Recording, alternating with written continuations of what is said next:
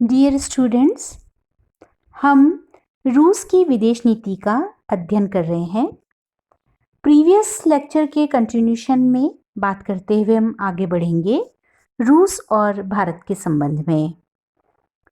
Soviet संघ, जिसका कि विघटन हो चुका है शीत युद्ध के अंत के साथ, 1991 में यूएसएसआर का विघटन हुआ। सोवियत संघ के साथ भारत के घनिष्ठ संबंध थे। अतः सोवियत संघ के विघटन से भारत का चिंतित होना स्वाभाविक था।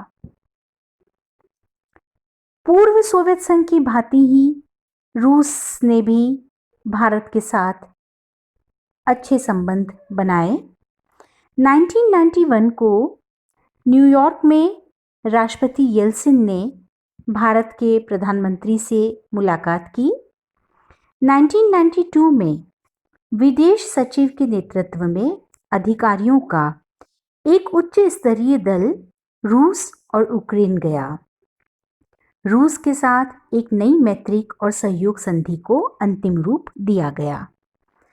भारत ने रूसी संघ को 15 करोड़ रुपए की राशि की मानवीय सहायता देने की पेशकश की, जिसका आशय संघ की जनता के ऐसे भाग को मुसीबत में मदद करना है जो भूतपूर्व सोवियत संघ में हाल के राजनीतिक और आर्थिक परिवर्तनों के बाद आर्थिक क्रियाकलापों के विघटित होने के फलस्वरूप बुरी तरह प्रभावित हुई। रूसी विदेश मंत्री ने कहा कि रूस पारस्परिक लाभ और दोनों देशों की राजनीतिक और आर्थिक व्यवस्था के सम्मान के आधार पर भारत के साथ निश्चित तौर पर संबंधों को प्रगाढ़ बनाने का समर्थन करता है।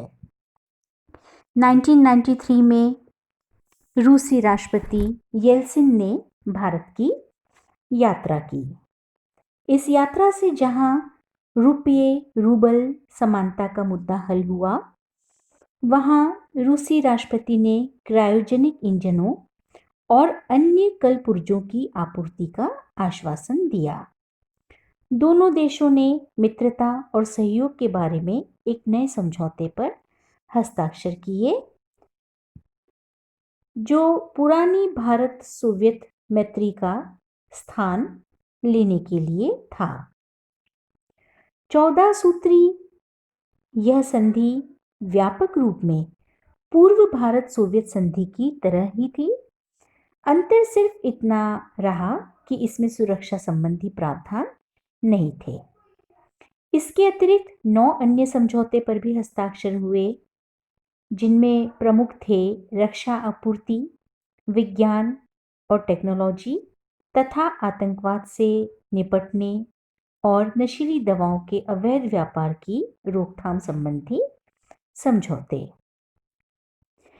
इस यात्रा की यह भी विशेषता थी कि येल्सिन ने घोषणा की कि वे कश्मीर को भारत का अभिन्न अंग मानते हैं।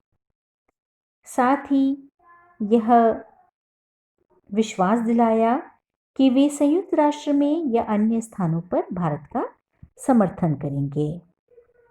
यदि संयुक्त राष्ट्र सुरक्षा परिषद में भारत को स्थायी सदस्य बनाने संबंधी प्रस्ताव आएगा, तो वे इसका समर्थन करेंगे।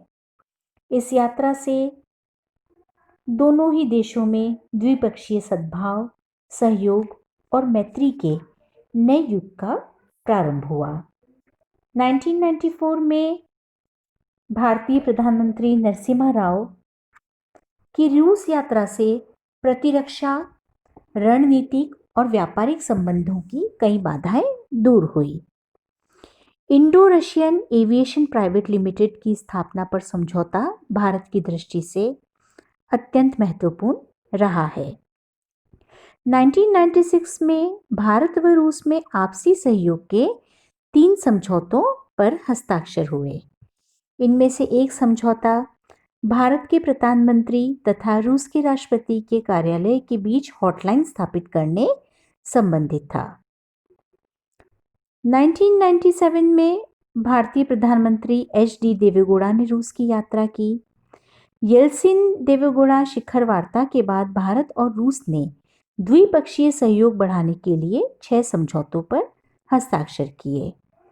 रूस ने अमेरिका के विरोध को नजरअंदाज करते हुए घोषणा की कि वह भारत में 2 परमाणु रिएक्टरों के निर्माण की योजना से पीछे नहीं हटेगा। कारगिल संकट के समय रूस ने पाकिस्तान से घुसपैठिए वापस बुलाने और नियंत्रण रेखा का सम्मान करने की सलाह दी। 2004 में रूस के राष्ट्रपति व्लादिमीर पुतिन ने 4 दिन के लिए भारत की यात्रा की। भारत और रूस में सैन्य सहयोग बढ़ाने की दृष्टि से 4 महत्वपूर्ण समझौतों पर इस यात्रा के दौरान हस्ताक्षर किए गए। इनमें सबसे महत्वपूर्ण समझौता दोनों देशों के बीच सैन्य तकनीक सहयोग के लिए अंतर सरकार आयोग का गठन था। इसके अतिरिक्त 3 अन्य समझौते रूस द्वारा भारत को एडमिरल गोर्शकोव एयरक्राफ्ट कैरियर दिए जाने, Su-30 MKI लड़ाकू विमान देने और T-90 टैंक देने से संबंधित थे। पुतिन ने कहा कि जम्मू और कश्मीर में विदेशी हस्तक्षेप बंद होना चाहिए। भारत की इस मांग का समर्थन भी किया गया कि संयुक्त राष्ट्र सुरक्षा परिषद का विस्तार हो। 2001 में भारत के प्रधानमंत्री वाजपेयी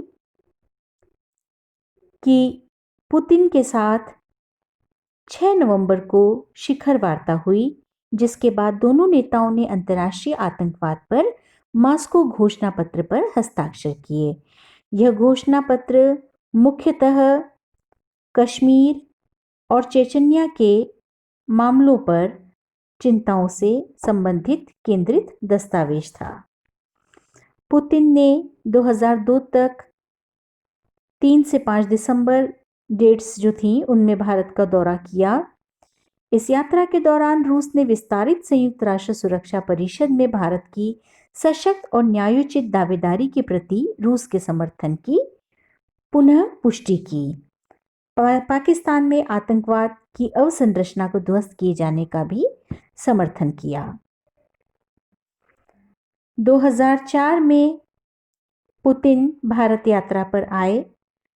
प्रधानमंत्री डॉक्टर मनमोहन सिंह के साथ विस्तृत वार्ता हुई, जिसके बाद आतंकवाद से अधिक एकजुट तरीके से निपटने तथा आर्थिक व्यापारिक सहयोग बढ़ाने के सामरिक महत्व के एक संयुक्त घोषणा पत्र के अतिरिक्त आपसी सहयोग के 9 अन्य समझौतों आशय पत्रों पर हस्ताक्षर हुए।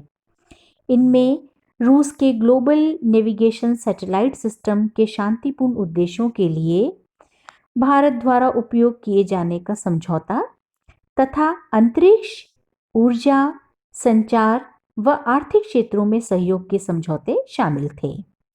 राजनयिकों की वीजा मुक्त यात्रा तथा मुंबई व सेंट पीटर्सबर्ग को जुड़वा शहर का दर्जा प्रदान करने संबंधी समझौते भी शामिल थे।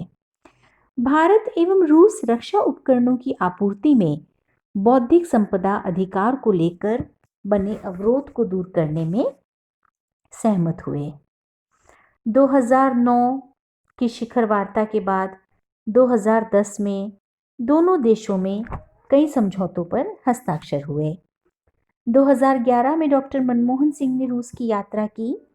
5 द्विपक्षीय समझौतों पर हस्ताक्षर हुए, जिनमें एक सुखोई लड़ाकू विमान से संबंधित है।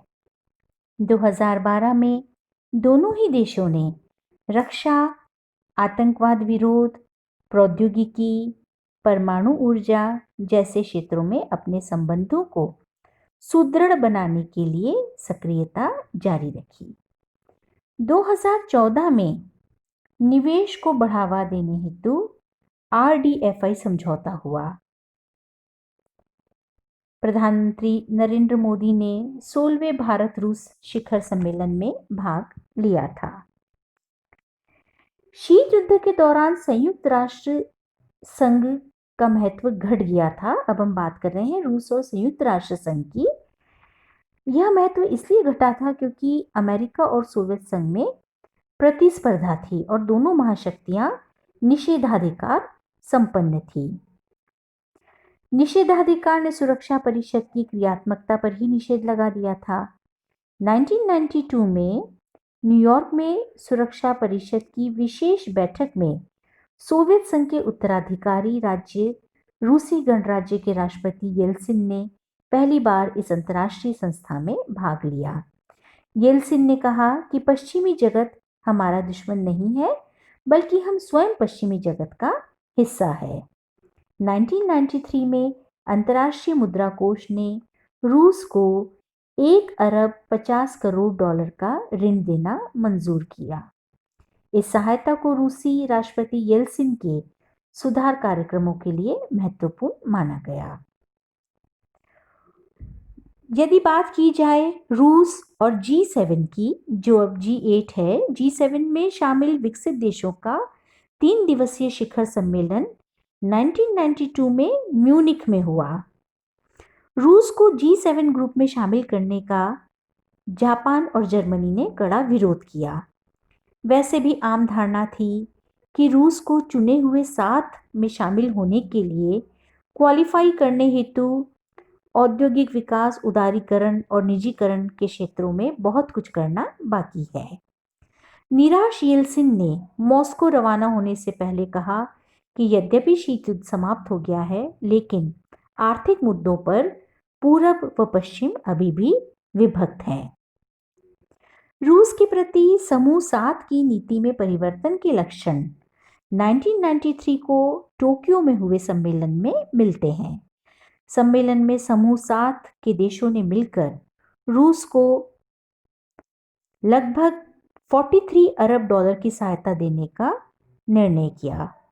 समूह 7 के सभी 7 औद्योगिक देश अपने बाजार रूसी उत्पादों के लिए खोलने पर भी सहमत हो गए।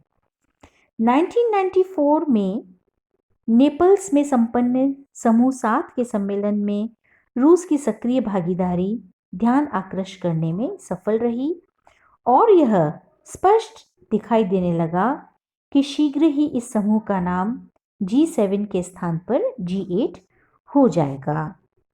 1997 में अमेरिका के डेनवर में संपन्न G7 के शिखर सम्मेलन में पहली बार रूस को भी पूर्ण भागीदार के रूप में शामिल कर लिया गया।